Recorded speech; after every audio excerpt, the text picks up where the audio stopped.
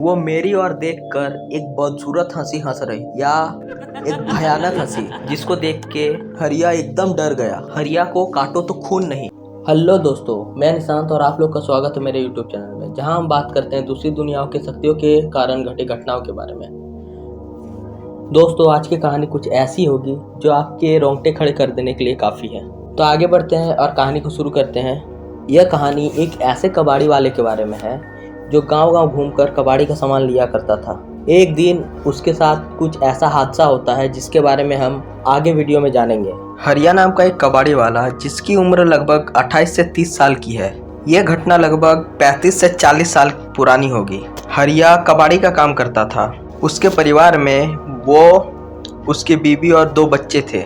उसकी दुकान तो उसका एक झोला ही था, या मैं ऐसा कहूँ उसकी कोई दुकान ही नहीं थी। उसकी केवल एक साइकिल थी जिस पर कबाड़ी का सामान लाद कर वो चलता रहता था। वो तो केवल एक गांव से दूसरे गांव जाकर कबाड़ी का सामान खरीदता था और उसी सामान को शहर जाकर बेच देता था। उससे जो उसे पैसे मिलते थे उससे वो अपनी रोजी रोटी या घर परिवार चलाता था।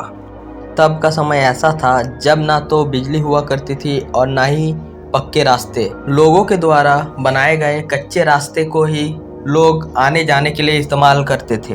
हरिया भी उसी रास्ते का इस्तेमाल करता था एक जगह से दूसरे जगह आने जाने के लिए। ऐसे ही एक दिन की बात है जब सुबह सुबह ही हरिया दूसरे गांव में भंगार का सामान लेने के लिए निकल गया था।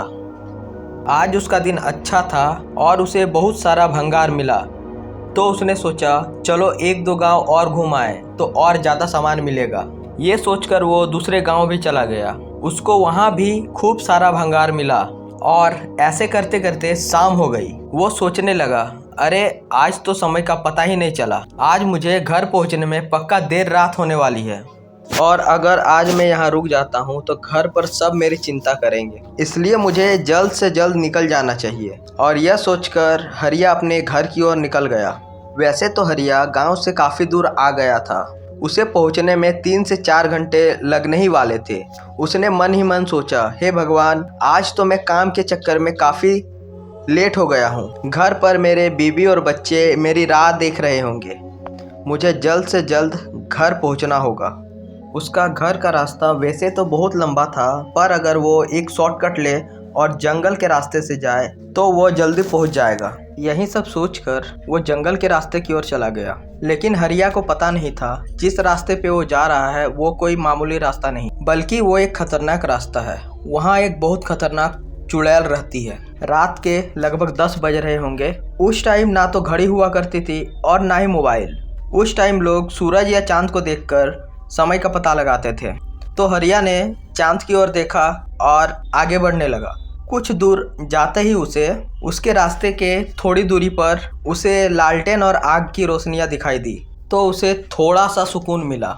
लेकिन वो जैसे ही आगे बढ़ने लगा, थोड़ा आगे जाने के बाद उसे जो रोशनी आ रही थी वो रोशनी आने भी बंद हो गई। फिर भी हरिया रुका नहीं, वो आगे बढ़ता रहा। लेकिन उसके सामान के वजन से वो थोड़ा थक भी रहा था, तो वो थोड़ा रुकता, आराम करता और फिर साइकिल उठा के चलने लगता। धीरे धीरे चलते चलते वो जैसे ही जंगल के बीचों बीच पहुंचा, जंगल से अजीब अजीब सी आवाजें आने लगी और उसे महसूस हो रहा था उसके अलावा भी जंगल में कोई है जो उसके साथ साथ चल रही थी। फिर भी वो रुका नहीं, वो चलता ही रहा। कुछ दूर चलने के बाद उसे एक अजीब सी बदबू आने लगी। बदबू इतनी गंदी थी कि जैसे कोई जानवर मरा हुआ कोई सामने ही फेंक दिया हो। फिर भी वो कुछ सोचा नहीं, वो चलता ही रहा। लेकिन ये बदबू पीछा ही नहीं छोड़ रही थी। उसने सोचा ये बदबू खराब पानी की आ रही है जो यहाँ जमा है, और ये आवाज मेरे ही सामानों से आ रही है जो मैं साइकिल में लिए जा रहा हूँ। लेकिन वो जैसे ही थोड़ा आगे बढ़ा, उसे महसूस हुआ उसके साथ साथ पेड़ों में कोई चल रहा हो। फिर उसने सोचा कि ये आवाज जो आ रही है ये किसी पंछी या बंदरों की होगी, क्योंकि उसको भी पता था कि जंगल में पंछी या बंदर ही होंगे, और क्या होगा। फिर उसकी नज़र पड़ी, जो कोई भी था वो एक पेड़ से दूसरे पेड़ में कूद कर जा रहा है।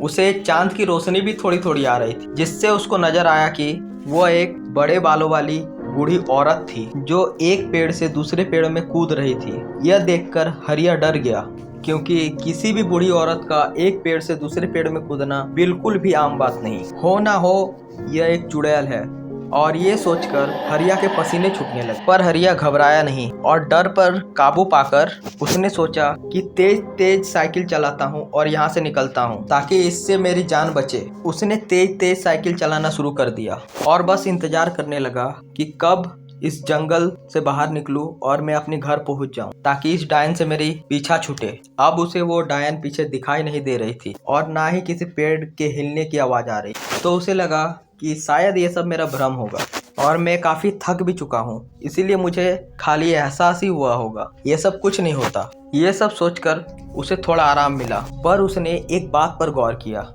कि उसके पीछे जो सामान लदा हुआ था वो धीरे धीरे भारी होती जा रही। उसने सोचा ये अजीब बात है, ऐसा कैसे हो सकता है। फिर उसे लगा कि मैं बहुत थक चुका हूँ, इसीलिए मुझे ऐसा एहसास हो रहा, मैं थोड़ा रुक जाता हूँ और थोड़ा आराम कर लेता हूँ। वो एक पेड़ के नीचे रुक गया और आराम करने लगा। वो आराम कर ही रहा था कि उसे पीछे से सांसों की आवाज आने लगी, जैसे कोई जोर जोर से सांस ले रहा हो। उसे लगा उसके पीछे उसके अलावा और कोई भी है जो जोर जोर से सांस ले रहा है। हरिया को फिर से बहुत पसीने आने लगे तो हरिया ने पीछे मुड़कर देखा, पर वहाँ कोई नहीं था। हरिया बहुत थक गया था और उसे टॉयलेट भी लगी। उसने सोचा मैं बहुत आराम कर चुका हूँ, अब मुझे टॉयलेट करके निकलना चाहिए। वो जब अपना काम खत्म करके साइकिल तक वापस आने लगा तो उसने देखा कि एक औरत जिसका बाल बिल्कुल सफेद था वो उसी साइकिल के पास एक पेड़ पर बैठकर उसे घूरती जा रही और एक अजीब सी मुस्कान दे रही थी। यह वही बूढ़ी औरत थी, या मैं ऐसा कहूँ कि ये वही चुड़ैल थी जो थोड़ी देर पहले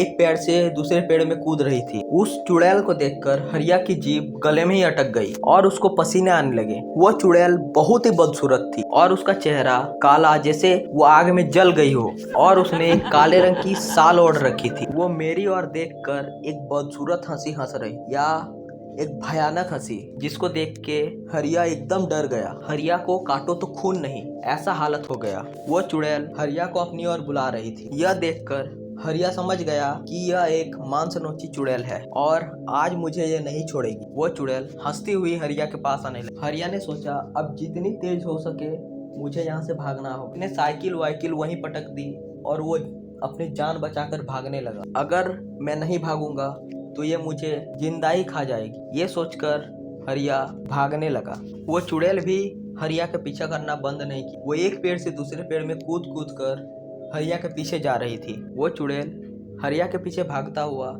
एक भयानक हंसी हंस रही थी और चिल्ला रही थी और हरिया हनुमान जी का नाम लेके और तेजी से भाग रहा था। और बस हरिया गांव तक आ ही गया था तो वो चुड़ैल जोर से चीखी और कहा, रुक जा, मुझे भूख लगी है। और यह कहकर चुड़ैल वहीं रुक गई और वहां से गायब हो गई और हरिया भागता ही रहा और गांव के पास एक मंदिर बनी थी, उस पे जाके बेहोश हो गया। फिर अगले ही दिन उसको जब होश आया तो सभी ने उससे पूछा कि क्या हुआ हरिया, तेरी ऐसी हालत क्यों और तू इस मंदिर में क्यों सो रहा था?